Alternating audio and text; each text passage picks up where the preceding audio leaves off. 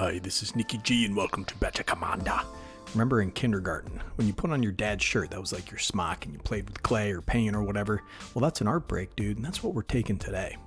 Alright, now listen, horror has been a part of Magic the Gathering since Alpha. Look at the Anson Matic art on Sengir Vampire. I mean, come on, dude. This guy's blood streaming from his eyeballs and he's just snacking on somebody's aorta over there. Oh my god, dude, take a look at Delirium. I like this card in Commander, it's fun. It's power crept out right now, probably, but you can really screw over somebody's Voltron deck. But take a look at that art. This guy hates his own skin, he's ripping it right off. This is from 1996, so this type of horror is nothing new. I mean, ad nauseum, look at this. Do I even need to comment on the body horror inherent in this card's concept and flavor? This poor fella. The point is, horror has long been a theme in MTG art. I'll tell you, the one thing I don't like is eyeball stuff. That's the one thing that gets me every time. Dead Space 2, that was awful for me. But the rest of the game, I don't really get too sick about it. Body horror is a subgenre of horror that intentionally showcases grotesque or psychologically disturbing violations of the human body. These violations may manifest through aberrant mutations, mutilation, zombification, gratuitous violence, disease, or unnatural movements of the body. Body horror was a description originally applied to an emerging subgenre of North American horror films, but has its roots in early Gothic literature, and has expanded to include other media, like Magic the Gathering. A common difference in the body horror genre is that violations or distortions of the body are rarely the result of immediate or initial violence. Instead, they are generally marked by a loss of conscious control over the body through mutation, disease, or other tropes involving uncontrolled transformation. Wow, dude, this is fun. Let's read definitions all day, right? I borrowed a little of this from Wikipedia, so shout out to those guys. Anyways, I've heard a bit of what I would call distress from the community over the art style of Phyrexia All Will Be One. People are upset about the body horror aesthetic of the Phyrexians, in particular Norn's Cenobites and Priests. I'll say this, man, I dig it. I'm a casual horror fan. I like scary movies, cerebral horror, all kinds of stuff. You can't really say that to some people. Horror fans get all crazy if you didn't do a doctoral dissertation on Cronenberg's filmography with a critical deconstruction of The Fly. I say, oh yeah, I watched that. It was pretty good.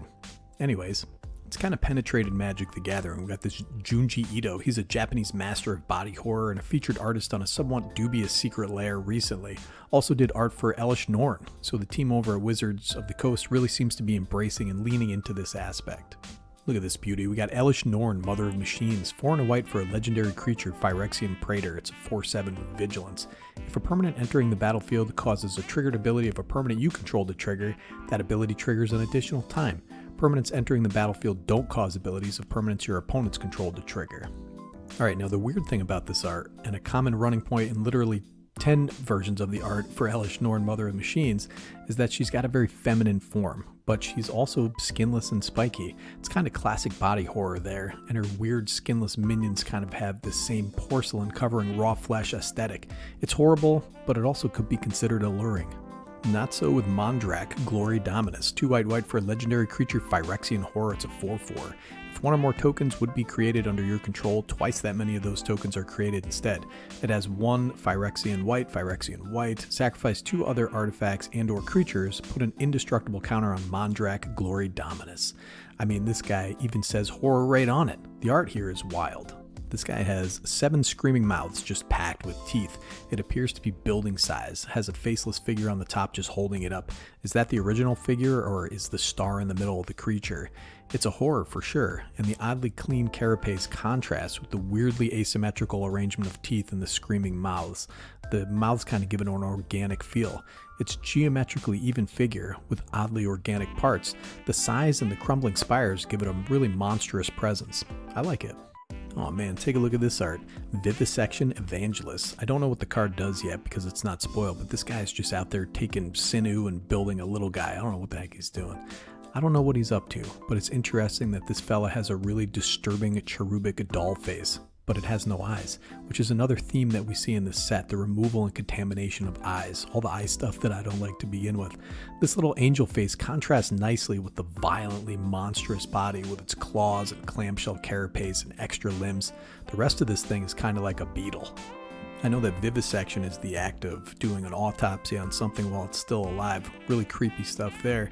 And also the Phyrexian symbol is kind of like forged into its body.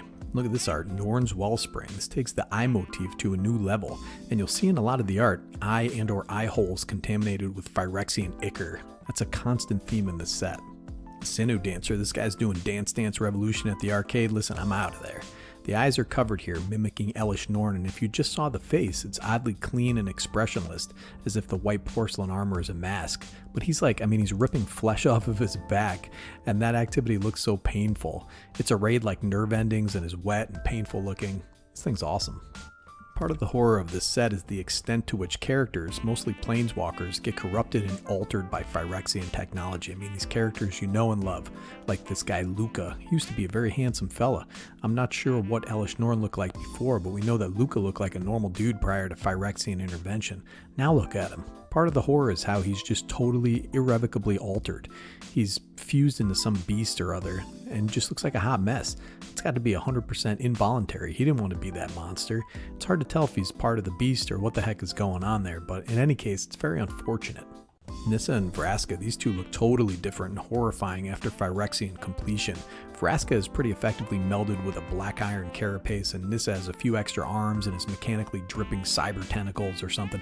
Both have these soulless green glowing eyes. I gotta say, I'd still date either one of them, but I've been pretty attracted to soulless monstrosities in the past. This guy's Soap Randell Hunger Dominus. This just got spoiled today just prior to this. I think it doubles all your creatures' power and toughness. We can see Vorinclex bestial body horror evident in the tails, the tentacles, the biomechanical horns of this monstrosity. You look at this guy and try to figure out where the mouth is, dude. Feed the Infection is another example of people just kind of co-opted into the Phyrexian architecture, serving as a conduit for corruption. Are these bros melded into pillars? That's really weird and really disturbing. Look at this guy. Imagine you went to the animal rescue and you picked up an archfiend of the dross. This guy's just chilling with his wet torso flesh dripping in the wind, the red fleshy tentacles, the textured seashell pauldron, and the strangely tiny head. This just screams pain and torment and menace. This guy has oil dripping off of his wings. What a monster. Why don't we read the card while we're here? Archfiend of the Dross is 2 black for a creature Phyrexian demon. It's a 6/6 with flying. Archfiend of the Dross enters the battlefield with 4 oil counters on it. At the beginning of your upkeep, remove an oil counter from Archfiend of the Dross. Then if it has no oil counters on it, you lose the game. Whenever a creature an opponent controls dies, its controller loses 2 life. I love the design on this thing. Part of the fun for me is breaking a card's disadvantages so I can capitalize on its advantages. Finding a commander and a deck to do it in, man, that's what this art of commander deck building is all about. Plus I love his vestigial little feet. I haven't seen this guy yet either. Soulfim Mayhem Dominus. It's not spoiled yet for the card, but it looks like a beast. This has to have a red color identity, with the lava dripping from its torso holes. The scale of this thing is illustrated by the spiked creatures in Soulfim's realm. They appear to be human-sized, so this thing has got to be huge. Look at the torment that this guy's inflicting. Scheming Aspirant hasn't been spoiled yet either. Looking at the eyes on this lady, you see cruelty, ambition, yet for some reason she's holding a little skull-faced monstrosity with almost maternal affection. It's a real horror show right here, brother. Oh my gosh, dude, look what happened to Vencer. He's a corpse puppet now. Blue and a black for a legendary creature, Phyrexian Zombie Wizard. It's a 1/3 with lifelink and toxic 1. Whenever you proliferate, choose 1. If you don't control a creature named the Hollow Sentinel, create the Hollow Sentinel. Legendary 3/3 colorless Phyrexian Golem artifact creature token. And you can choose this too. Target artifact creature you control gains flying and lifelink until end of turn. Probably the most horrifying of the transformations is found in this art. It's a bit hard to make out here all the details, but making our old buddy Vencer into a hood ornament for some biomechanical titan is really terrifying. So tell me what you guys think of the art direction for this set. Are you horrified? Are you distressed? Do you think it's mild compared to what we've seen in the past? Let me know in the comments and, be kind to each other. Sneaky G from Better Commanders, signing off.